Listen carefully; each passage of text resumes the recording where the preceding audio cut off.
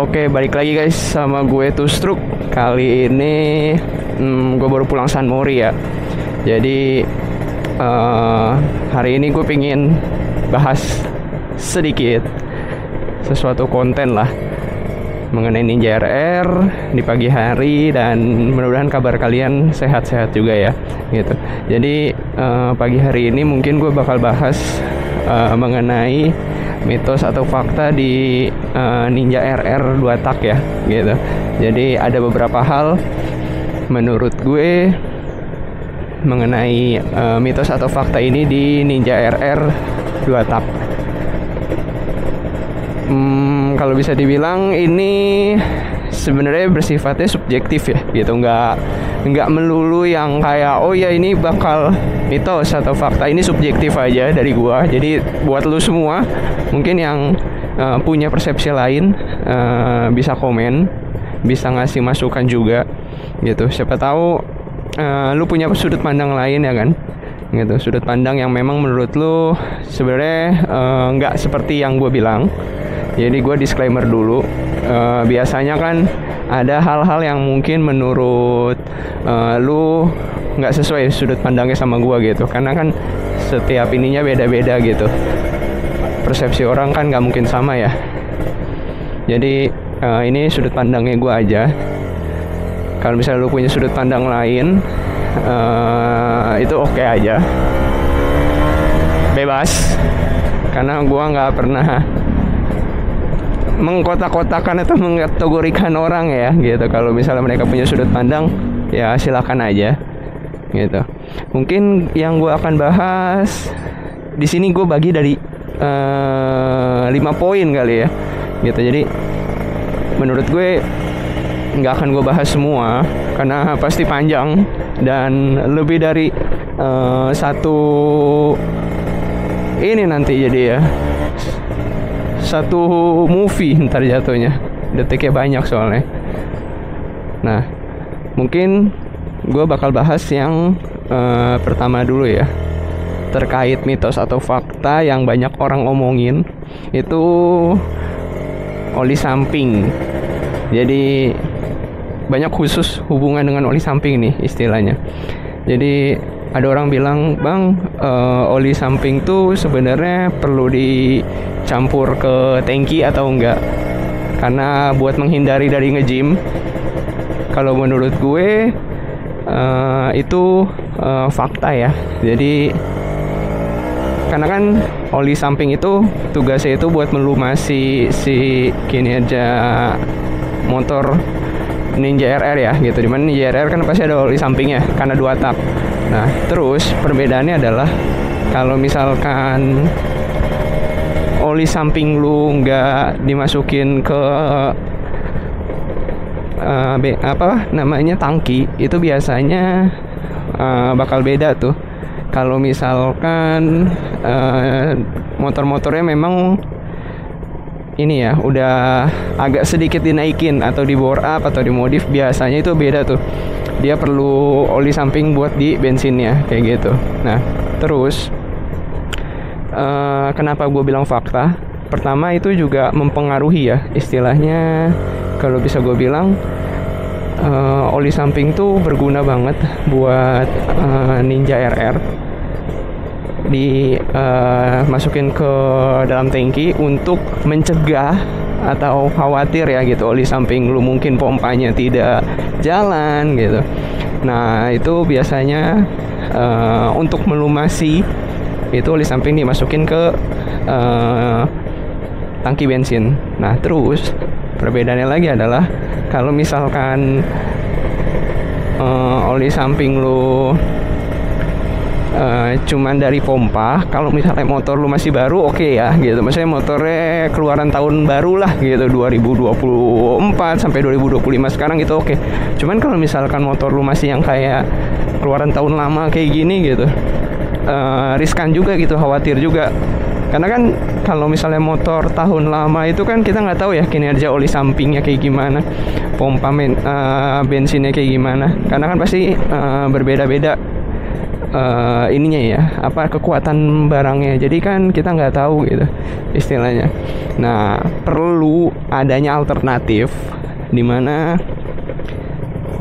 bisa dibilang oli samping yang ada di pompa oli itu bisa nggak terganti sih sebenarnya, lebih ke alternatif aja sih. Jadi ada yang bisa diganti dengan bukan ganti ya, ditambahkan di bensin, di tangki bensin maksud gue, untuk menambah kinerja performa lu biar nggak terlalu berat banget. Nah, paling ininya dampaknya sih biasanya ya setahu gue itu tuh kalau lu tambahin oli samping di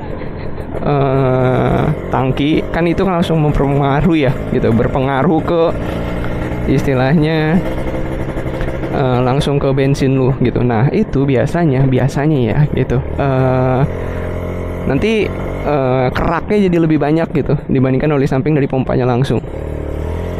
Tapi ya it's okay ya, dibandingkan lu harus taruh oli samping lu di pompa aja kan, better ditambahin biar motor lu tuh masih oke gitu, nggak gampang nge-jam. Jadi menurut gua fakta ya, harus ditambahin oli samping di tangki. Terus apa lagi, biasanya orang nanya terkait bensin juga selain oli samping. Biasanya, bang, kalau misalnya bensin itu oktannya tinggi, apakah performa motor bakal lebih bagus? Nah, disini gue pengen bahas sedikit ya. Jadi kalau bisa dibilang jika lu tambahin oktan bensin lu gitu, performa motor sih so-so aja sebenarnya, nggak akan nambah yang signifikan. Jadi kalau buat gue sih, gue kira itu mitos ya gitu. Karena kalau misalnya itu fakta, dia tuh nggak mungkin istilahnya bakal langsung ngerubah signifikan performa motor lu. Jadi itu mitos menurut gue. Karena mau performa motor lu seperti apa juga, sebenarnya oktan yang tinggi bagus, tapi istilahnya nantinya biasanya kalau ya oktan yang 92 ke atas lah ya,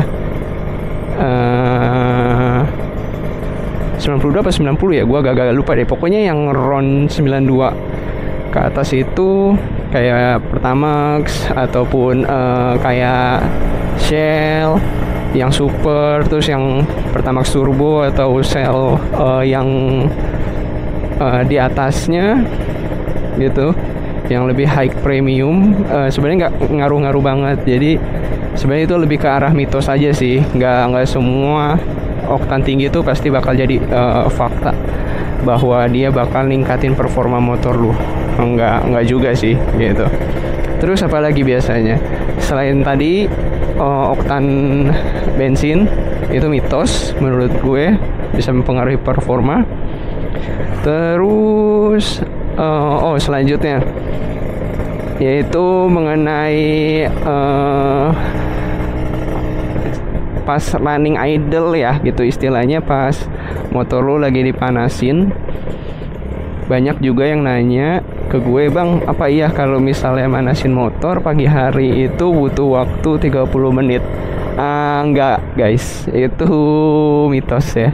Jadi kalau motor istilahnya motor ninja, nggak harus sampai yang 30 menit lu panasin terus abis itu baru performanya jalan bagus, enggak juga gitu. Karena motor tuh nggak perlu lama-lama gitu, karena juga dia memang udah terlahir motor tuh, dia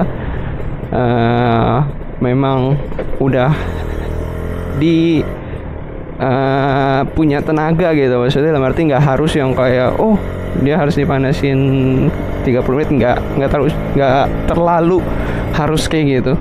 paling sekitaran 5 sampai 3 menit oke. Cuman kalau sampai sekitaran 30 menit itu kayaknya terlalu lama. Lebay juga, kasihan motor lu radiatornya panas nanti. Better kalau menurut gue sih udah 3 sampai 5 menit itu udah oke banget sih buat manasin motor gitu. Kasihan juga motor lu kalau udah terlalu lama buat dipanasin, biasanya nantinya ngerusak ini juga kan, radiator lu juga gitu. Terus selain itu, selain manasin motor, mungkin kita bahas satu lagi mengenai mitos atau fakta kalau oli rem yang bagus itu mempengaruhi kinerja remnya. Banyak juga yang nanya, bang, kalau gua kasih oli rem yang bagus itu bakal nambah kinerja rem nggak ya bang gitu. Sebenarnya iya ya. Jadi kalau bisa dibilang dengan lu memberikan minyak rem ya gitu, bisa dibilang, kenapa gua ngomongnya oli rem anjir, minyak rem yang bagus, dotnya lu sesuaikan, itu performa motor lu juga lebih bagus gitu. Karena kalau dotnya bagus biasanya kan pelumasnya juga lebih baik gitu kalau dimasukin ya, dibandingkan kalau misalkan lu ganti performanya itu atau dotnya itu dikurangin. Nah itu biasanya yang memperbeda dari motor biasanya ya, yang gue tahu ya gitu. Karena setiap motor tuh pasti punya yang berbeda-beda buat kinerja si motor itu.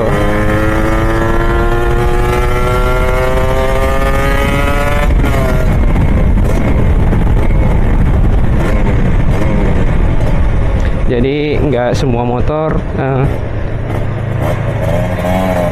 dia sama, jadi berbeda-beda buat ininya.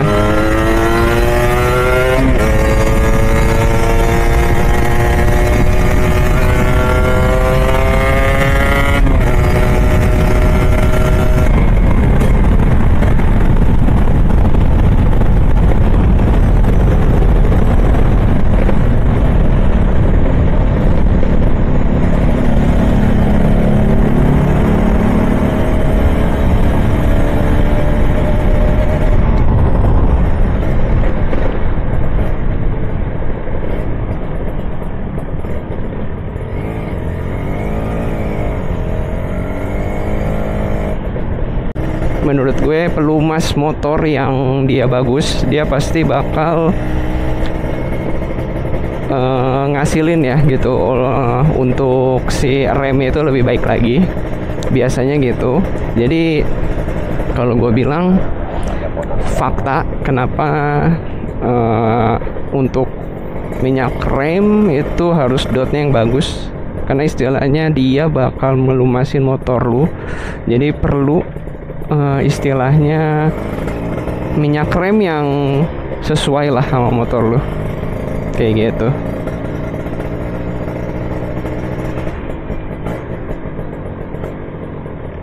Ya kalau dari gue sih ya, bisa gue bilang bahwa minyak rem yang bagus itu pastinya bakal membuat motor lu lebih oke buat dipakai harian ataupun buat dipakai track day ya. Mungkin itu dari gua kali ya buat terkait mitos atau fakta. Sebenarnya kalau dibahas lebih lanjut panjang banget bro, bisa seharian gua bahas mitos atau fakta terkait motor. Nah mungkin yang tadi gue bilang sebelumnya itu subjektif gue.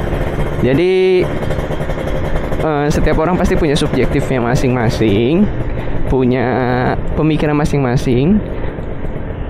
Menurut gue kalau misalnya lu punya info lain gitu terkait mitos atau fakta, yang lu punya saran lain gitu istilahnya, nggak apa-apa, lu kasih tahu ke gue lewat kolom komentar. Lu bisa infoin ke gue juga menurut lu itu yang gue omongin itu adalah benar-benar fakta atau mitos, karena pasti setiap pemikiran dari orang-orang ataupun subscriber sekalian kan beda-beda ya gitu. Jadi dari gue, kalau misalkan menurut lu itu punya sudut pandang lain, gue welcome buat lu komen gitu, karena komen itu gratis, nggak berbayar. Jadi gue fine aja kalau misalkan memang lu punya sudut pandang yang lain dari pemikiran lu ya gitu. Dan gue open banget kalau misalkan memang istilahnya lu punya pendapat lain gitu, punya sudut pandang lain, gue nggak masalah, karena setiap orang punya sudut pandang yang berbeda gitu. Dari gue mungkin itu aja ya gitu terkait buat mitos atau fakta sih di Ninja RR 2 tak, karena setiap halnya pasti perlu dibahas, apalagi terkait motor tua ya gitu. Apalagi motor udah lama begini, pasti butuh yang namanya banyak pembaharuan dan banyak info-info menarik gitu. Oke guys, dari gue mungkin itu aja. See you soon and to